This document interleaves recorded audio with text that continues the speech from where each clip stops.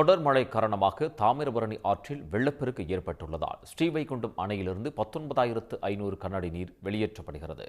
கூடுதல் விவரங்களை வழங்குவதற்காக செய்தியாளர் தினகரன் இணைகிறார். தினகரன், விவரங்கள். வடகிழக்கு பருவமழை காரணமாக தென் மாவட்டங்களில் தொடர்ந்து கனமழை பெய்து வருகிறது. குறிப்பாக நெல்லை, தூத்துக்குடி, தென்காசி மாவட்டங்களில் கடந்த 3 நாட்களுக்கு மேலாக பரவலாக மழை பெய்து வருவதால் தாமிரபரணி ஆற்றில் வெள்ளப்பெருக்கு ஏற்பட்டுள்ளது. இதன் காரணமாக தூத்துக்குடி மாவட்டத்தின் முதல் அணையான மருதூர் அணையிலிருந்து 23,000 கனஅடி தண்ணீர் வெளியேறி வருகிறது. மேலும் ஸ்ரீவைகுண்டம் அணையிலிருந்து வெளியேறும் தண்ணீர் 19,000 மேல் அதிகமாக தண்ணீர் வெளியேறி வருவதால் பாதுகாப்பு நடவடிக்கைகள் தீவிரப்படுத்தப்பட்டுள்ளது. குறிப்பாக ஏரல் மற்றும் ஆத்தூர் பகுதிகளில் தாமிரபரணி ஆற்று வெள்ள அபாயம் உள்ளதால் கரையோர பகுதிகளில் மக்களுக்கு எச்சரிக்கை விடுக்கப்பட்டுள்ளது. கடந்த 2023ஆம் ஆண்டு டிசம்பர் மாதம் பெய்த கனமழையின் போது ஏற்பட்ட தொடர்ந்து 3 நாட்களாக மழை பெய்ததால் ஏற்பட்ட பாதிப்பை போல் இந்த ஆண்டுக்கான நடவடிக்கை பாதிப்பு ஏற்பட்டுவிடக்கூடாது என்பதற்காக முன்னெச்சரிக்கை நடவடிக்கைகள் மாவட்ட நிர்வாகம் தீவிரப்படுத்தப்பட்டுள்ளது.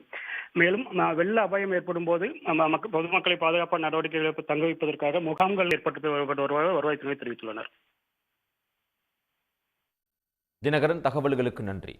உடனுக்குடன் செய்திகளை தெரிந்து கொள்ள சன் நியூஸ் பெல் ஐகானை கிளிக் பண்ணுங்க.